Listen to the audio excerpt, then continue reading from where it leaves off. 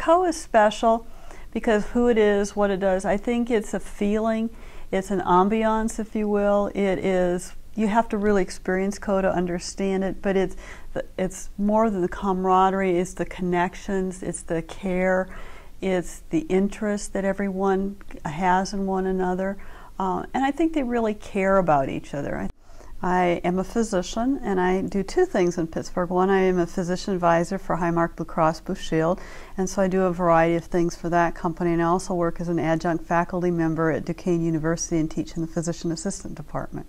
I think Co was absolutely instrumental in getting me to where I am today.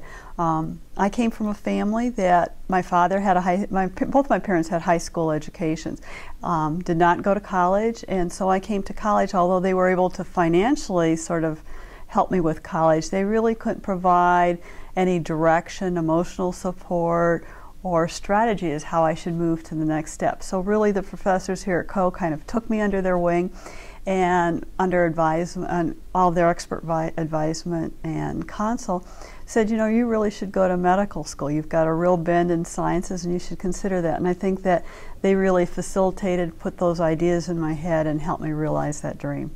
Some of my very favorite memories, or more fondest memories, really were in the classroom.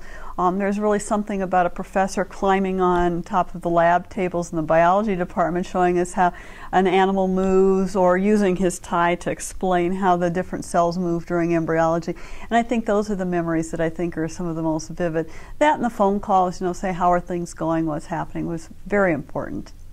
Oh, what it means to be Cohawk. That's a difficult question. I think there's a sense of pride, there's a sense of ownership. I think that one of the things that those people did for me is help me see the potential in me and really help me to be the best that I could be. And so I think that's part of what being a Cohawk is, just seeing your potential and really being in an environment that you can expand upon that, grow upon that, and really realize that.